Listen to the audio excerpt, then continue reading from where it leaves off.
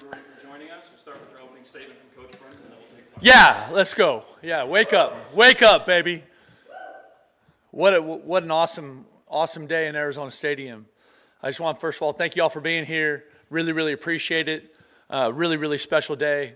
It was awesome having Antoine Kaysen being our honorary captain, all the football alumni that came back, all the alumni, the students, everybody that showed up for homecoming, that showed up to cheer on this team. It was just an incredible day. It was an incredible day in there. The impact the crowd had on the opponent late in the game was significant. I don't think that kid didn't, like, that field goal late in the game. And I know I'm jumping ahead and everyone's like, could be mad at me for doing that. I don't really care. Like, that crowd mattered in that moment. That crowd impacted that moment. And that's what we're talking about building a real, just challenging, hard home field advantage at Arizona Stadium. This team is really special. It's an awesome group of people. Just when I think about all week, I talked about what a physical game this is going to be. I said it over and over again, and because we have a ton of respect for Kansas, and we knew who they are.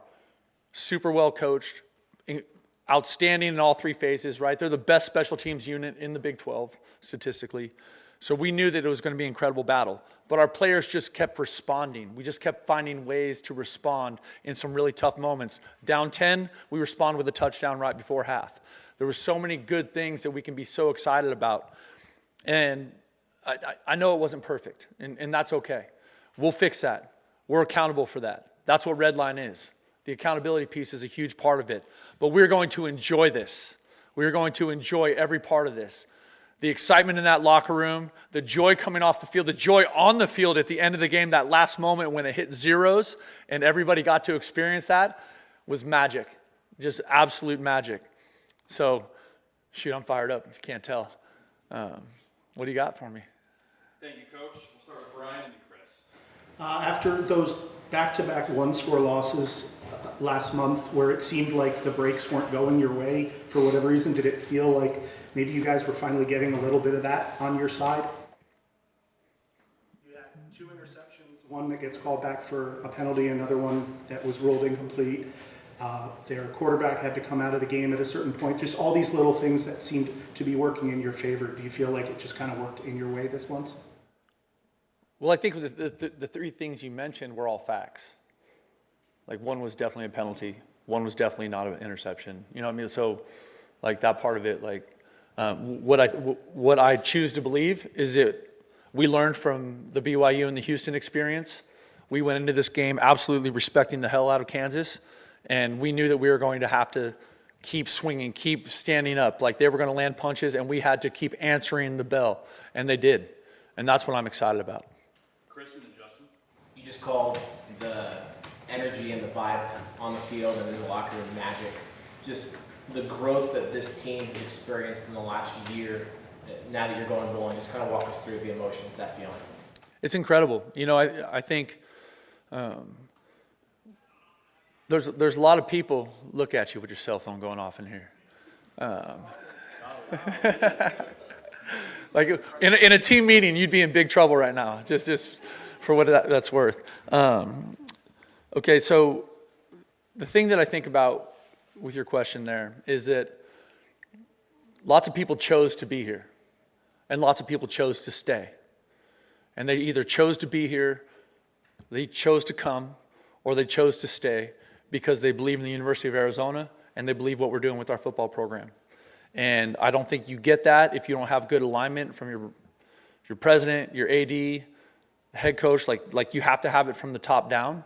And when you think about the decision to elevate Coach Gonzalez, Desiree, all for it, right? The decision to bring in Seth Daggy, Desiree, all for it.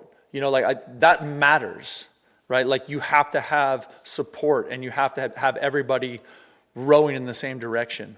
And then on top of that, you know, 41 new players joined us at the mid-year, and 62, I think, joined us by the start of summer, or, you know, June, July in there. And they chose because they believed in the players that were here, the staff that was here, and the program that we're building. And that's what we're excited about. Like, this is a stepping stone, right? Like, yay, we got to 6. Like, that's not good enough for me.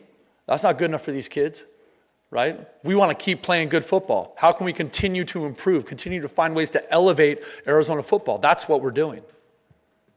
Justin and then Michael. Did you show up in the game today wearing bowling shoes? It's funny. It's funny. That's a common. That is a common question I get about my shoe choice.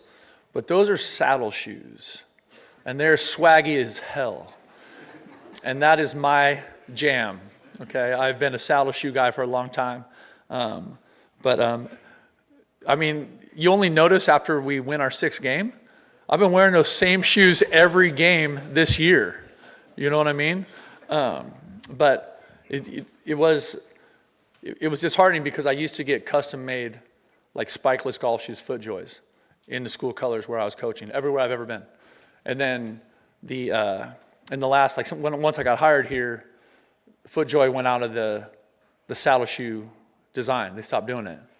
And so now I can't get the red and blues, or otherwise I'd be rocking those everywhere. And you can call them bowling shoes if you want, but I know what I'm doing.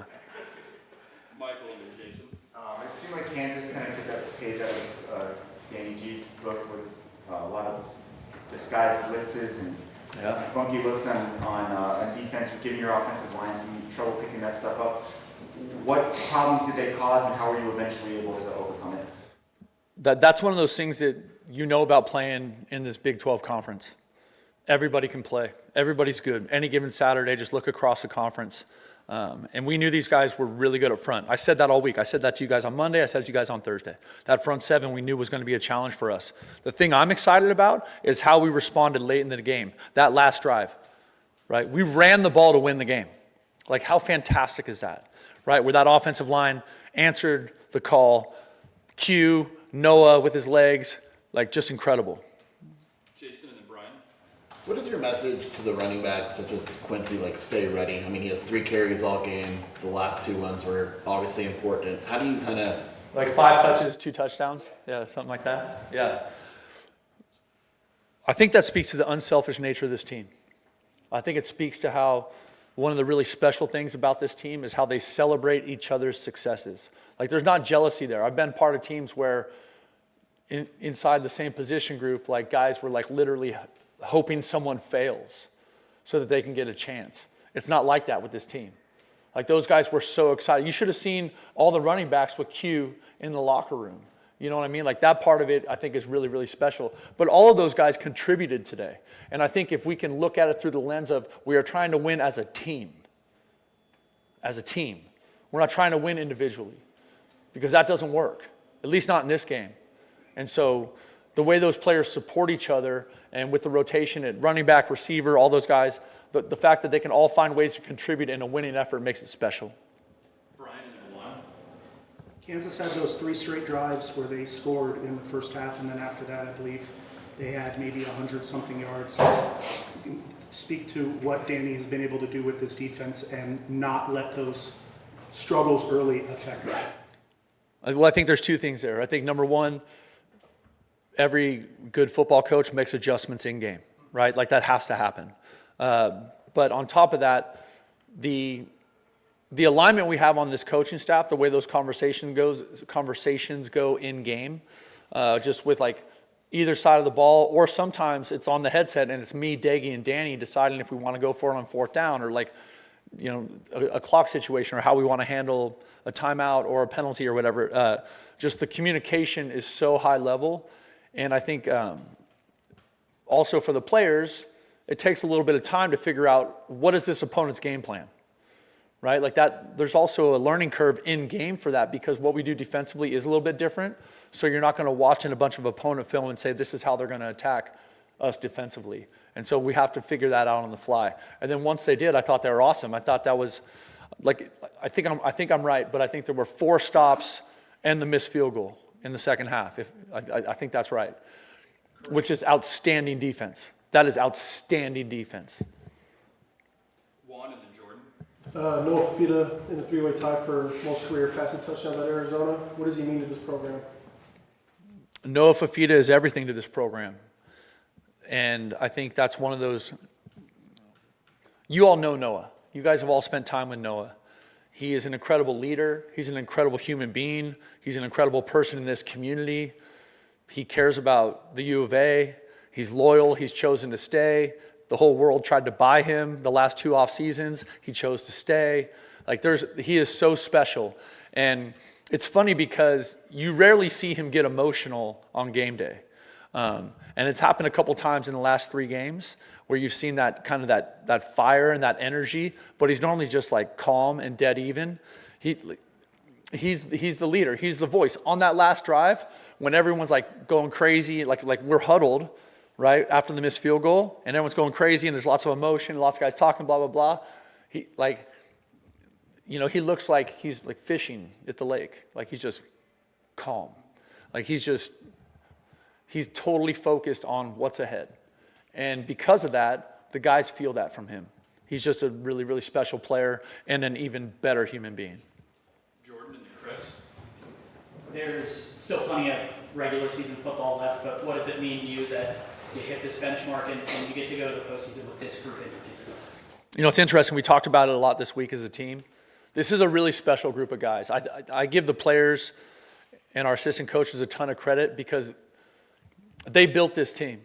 It started in December and January, and it's been now 10, 11 months of finding ways to get connected with a bunch of, over 50% of our team is brand new.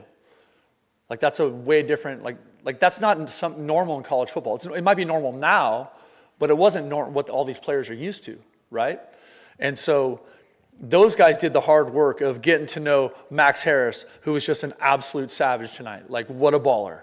Right, goes out with an injury, comes back in. I think he led us in tackles. Is that right? You got to help me out here. Come on. Oh, tied for the lead. Okay. but how amazing is that? But the way they have just continued to come together.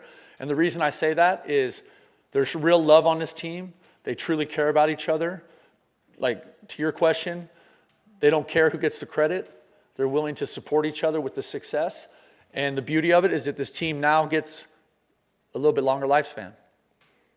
And that's special. Chris, Justin, and Michael finish out. Some struggles maybe on both sides of the ball. The offensive line. Say that again, sorry. Some struggles on both sides of the ball. Offensive line gave up 5 sacks. The defense didn't turn the ball over, but we still found a way to win. Just the grit that the team showed and being able to not make or to have some of those game-impacting plays and still come out on top. Absolutely, and I think the reality is that one of the things that I'm most excited about is that we are playing meaningful games in November. The University of Arizona, we are playing meaningful games in November. And however we get it done, doesn't matter. Right? Would I like it to be prettier? Sure. Would I like there to be more turnovers or more sacks or less sacks or whatever? But at the end of the day, when we came out here today, the goal was to win. And that's what we did. And we're excited about that.